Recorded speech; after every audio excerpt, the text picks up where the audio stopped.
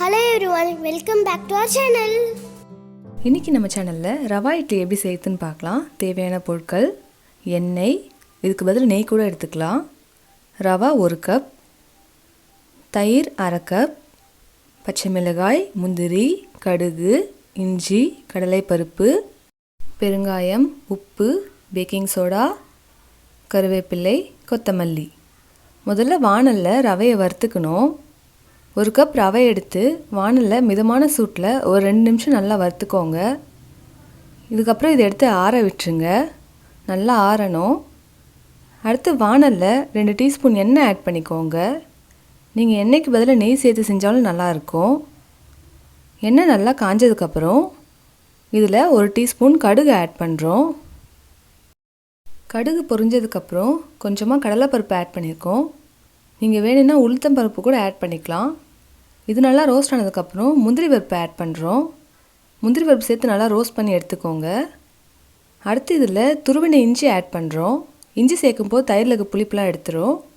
இதில் ஒரு பச்சை மிளகாயை குட்டி குட்டியாக நறுக்கி ஆட் பண்ணியிருக்கோம். இதெல்லாம் நல்லா வறுத்துக்கோங்க. கொஞ்சமாக கருவேப்பிலையை நறுக்கி ஆட் பண்ணியிருக்கோம். கடைசியாக கொஞ்சமாக பெருங்காயத்தூள் சேர்த்துருக்கோம். இதெல்லாம் நல்லா ரோஸ்ட் பண்ணி எடுத்துக்கோங்க. இதெல்லாம் நல்லா வறுத்ததுக்கப்புறம் ஸ்டவ் ஆஃப் பண்ணிவிடுங்க. ஆஃப் பண்ணிவிட்டு அப்புறமா ரவையை ஆட் பண்ணிக்கோங்க. வறுத்த ரவையை சேர்த்து நல்லா மிக்ஸ் பண்ணி வச்சுக்கோங்க. இதெல்லாம் நல்லா மிக்ஸ் பண்ணி ஒன்றா சேர்த்து வச்சுக்கோங்க. இதெல்லாம் கொஞ்சம் நேரம் ஆறணும்.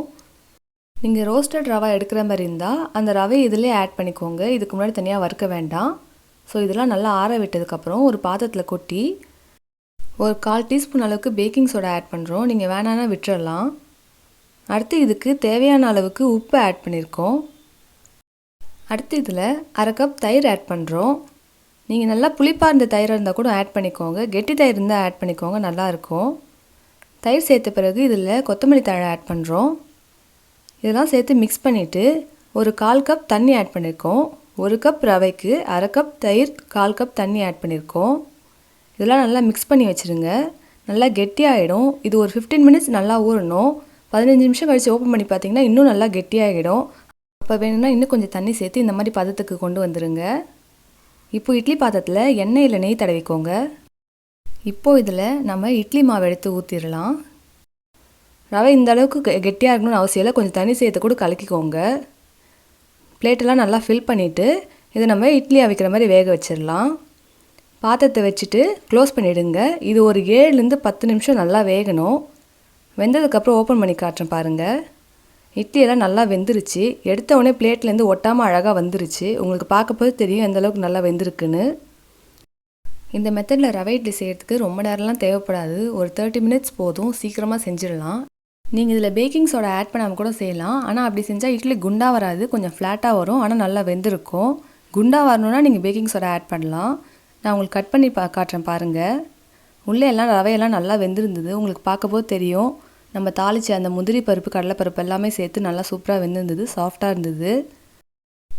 இந்த இட்லிக்கு வந்து நீங்கள் கொத்தமல்லி சட்னி அப்படி இல்லைனா க்ரீன் குருமாவோடு சேர்த்து சாப்பிட்லாம். சூப்பராக இருக்கும். நல்லா டேஸ்ட்டாக இருக்கும். அண்ட் நம்ம இட்லியில் வந்து தயிர் சேர்த்துருக்கிறதால புளிப்பு இருக்குமான்னு சந்தேகம் இருக்கும். நீங்கள் புளிப்பு தயிர் ஆட் பண்ணால் கூட பிரச்சனை இல்லை. நம்ம இஞ்சி துருவி போடும்போது அந்த புளிப்பெல்லாம் எடுத்துரும். அதனால் ரொம்பலாம் புளிப்பாக இருக்காது. நல்லாயிருக்கும். சாஃப்டாக அண்ட் டேஸ்ட்டாக இருக்கும். எல்லாமே நல்லா வெந்திருக்கு. நல்லா சாஃப்டாகவும் இருந்துச்சு. உங்களுக்கு கட் பண்ணி காட்டும் போதே தெரியும் எந்த அளவுக்கு ரவை நல்லா வெந்திருக்கு, நல்லா சாஃப்டாக இருக்குன்னே தெரியும். இந்த ரெசிபி உங்களுக்கு பிடிச்சிருக்குன்னு நம்புகிறேன். பிடிச்சிருந்தா கண்டிப்பாக எப்படி இருக்குன்னு செஞ்சு பார்த்துட்டு கமெண்ட்ஸில் சொல்லுங்கள். நம்ம சேனலை சப்ஸ்கிரைப் பண்ணிவிடுங்க. Thanks for watching. லைக் பண்ணுங்கள், சப்ஸ்கிரைப் பண்ணுங்கள்.